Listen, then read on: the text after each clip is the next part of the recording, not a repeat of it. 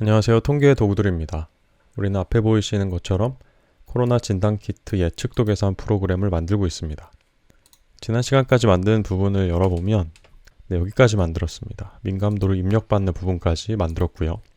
오늘은 이 버튼을 만들 거고요. 버튼을 눌렀을 때 여기에 입력된 값이 오른쪽에 뜨도록 할 겁니다. 이 입력된 값을 바로 이용할 수도 있는데요. 입력을 해놓고 실수로 다른 값을 누를 수도 있으니까요. 버튼을 눌러서 이 값을 1로 한번 옮기고요. 여기에 입력된 값을 계산에 이용하려고 합니다.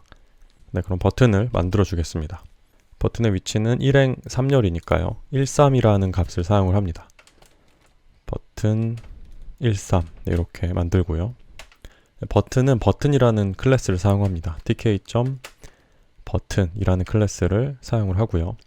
먼저 어느 윈도우에 띄울지를 입력을 해줘야 되는데요. 우리가 만든 윈도우의 이름은 루트니까 루트라고 입력을 합니다. 그리고 버튼에 우리가 띄울 텍스트는 화살표죠. 화살표는 유니코드로 U2192입니다.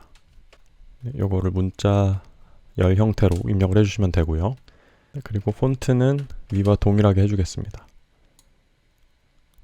복사해서 폰트를 붙여 넣어주고요. 그리고 백그라운드 색깔, 배경 색깔은 빨간색이죠. 레드. 그리고 글자 색깔은 하얀색입니다. FG는 화이트고요. 그리고 width는 폭은 4로 설정을 해주겠습니다. 그리고 나서 마찬가지로 그리드라는 메소드를 이용해서 화면을 띄워야겠죠. 버튼 13.grid 위치는 1행 그리고 3열이니까 1씩 빼주면 되죠. 2라고 입력하면 됩니다. 0부터 시작하니까 0, 1, 2, 3열이죠.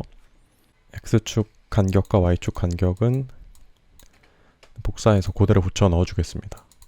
이렇게 실행을 해보면 높이가 너무 높죠. 하이트가 디폴트가 1일 텐데요. 위에랑 똑같이 하이트를 1로 이렇게 입력을 해줘 보겠습니다. 어차피 1이 입력되어 있을 거긴 한데 확인을 하기 위해서 하이트를 1로 입력을 해보면 그대로 높이가 높습니다. 이런 경우에는 폰트를 줄여서 높이를 맞춰줘야 됩니다. 폰트가 16인데요.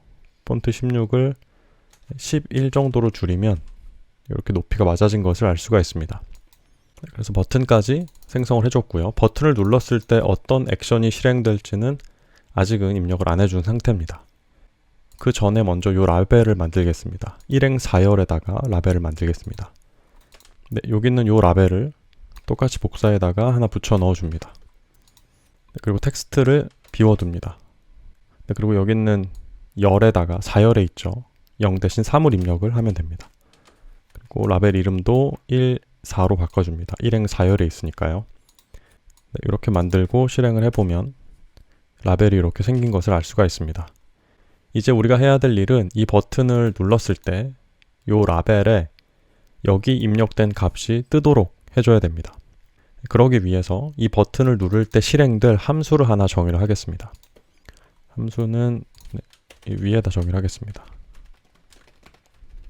여기다가 함수를 정의를 하고요. 함수 이름은 make 라벨 14 이렇게 하겠습니다.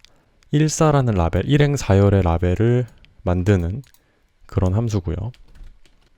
내용은 라벨 14의 configure라는 메소드를 이용해서 텍스트를 입력을 해줄 겁니다. 라벨 14에다가 텍스트를 입력한다는 그런 명령어고요. 텍스트를 어떻게 입력할 거냐면 여기 입력된 값을 얻어와야겠죠. 여기 입력된 값은 지난 시간에 보여드린 것처럼 이 entry 10이라는 이 변수에 get이라는 메소드를 이용해서 가져올 수가 있습니다.